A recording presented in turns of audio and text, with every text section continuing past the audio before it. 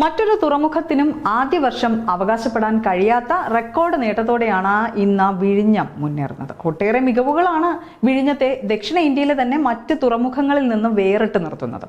ഇപ്പോൾ മറ്റൊരു നേട്ടവും കൂടി എത്തിയിട്ടുണ്ട്. വിഴിഞ്ഞം തുറമുഖത്ത് രാജ്യാന്തര യാത്രക്കാരുടെ സഞ്ചാരത്തിനും ചരക്ക് നീക്കാനുമുള്ള ഇന്റഗ്രേറ്റഡ് ചെക്ക് പോസ്റ്റിനാണ് കേന്ദ്ര ആഭ്യന്തര മന്ത്രാലയത്തിന്റെ അംഗീകാരം ലഭിച്ചിരിക്കുന്നത്.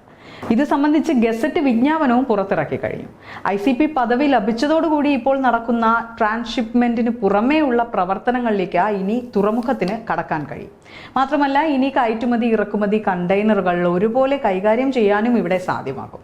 ചെക്ക് പോസ്റ്റ് വരുന്നതോടുകൂടി തുറമുഖത്ത് എത്തുന്ന കപ്പലിലെ ജീവനക്കാർക്ക് ക്രൂ ചേഞ്ചിന്റെ ഭാഗമായി കരയിലേക്ക് ഇറങ്ങാനും ഇനി സാധ്യതകളേറെയാണ്. ഇത്തരത്തിൽ ഒരു മാറ്റം വരുന്നതിലൂടെ മേഖലയിൽ കൂടുതൽ വികസനം ഇനി ഉണ്ടാവുകയും ചെയ്യും. മാത്രമല്ല, ഇപ്പോൾ കപ്പലുകൾ തുറമുഖത്തേക്ക് അടുത്ത് ചരക്കിറക്കാൻ എടുക്കുന്ന സമയത്തിലും മാറ്റം വരും. സമയപരിധി കുറയും.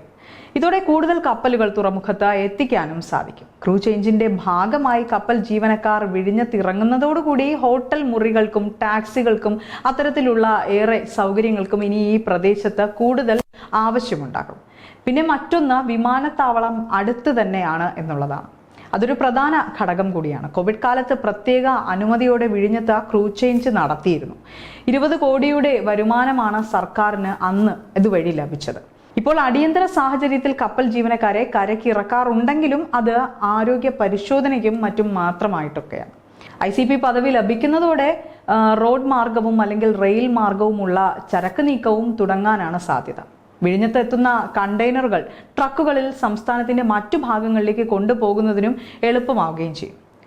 മദർഷിപ്പുകളിൽ വിഴിഞ്ഞത്തേക്ക് ഒരു വട്ടം വന്നാൽ ഈ തുറമുഖം കപ്പലിലെ ജീവനക്കാരുടെ ഹൃദയത്തിൽ ഇടം പിടിക്കും എന്നുള്ള കാര്യം ഉറപ്പാണ്. അതിന് കാരണങ്ങളും ഏറെയാണ്.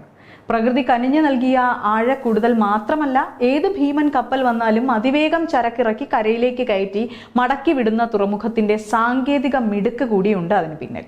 പാറയുടെ ക്ഷാമം മുതൽ കലിതുള്ളി എത്തിയ ഓഖി വരെ തുറമുഖ നിർമ്മാണം വർഷങ്ങൾ വൈകിപ്പിക്കാൻ കാരണമായിരുന്നു. എന്നാൽ കുറച്ച് ലേറ്റായിട്ടാണെങ്കിലും ഇവിടെ വരുത്തിയ മാറ്റങ്ങൾ കണക്ക് കൂട്ടലിനേക്കാൾ മികച്ചതായി ഇവിടം മാറ്റുകയും ചെയ്തു. ഒരിക്കൽ തടസ്സങ്ങളുടെ വേലിയേറ്റമായിരുന്ന വിഴിഞ്ഞത്ത് അതേ തടസ്സങ്ങളിൽ നിന്ന് തന്നെ പാഠം ഉൾക്കൊണ്ട പ്രവർത്തനമാണ് ഇന്ന് നേട്ടങ്ങളുടെ നെറുകയിൽ വിഴിഞ്ഞം തുറമുഖത്തെ എത്തിച്ചിരിക്കുന്നത്. ലോകത്ത് ഒരു തുറമുഖവും പ്രവർത്തനം തുടങ്ങിയ ആദ്യ വർഷം വിഴിഞ്ഞത്തേതിനെ പോലെ ഇത്രയും കണ്ടെയ്നറുകൾ കൈകാര്യം ചെയ്തിട്ടില്ല. അതുകൊണ്ട് തന്നെ ഇനി തലസ്ഥാനത്തിനും അടിമുടി മാറ്റങ്ങൾ നമുക്ക് പ്രതീക്ഷിക്കാം.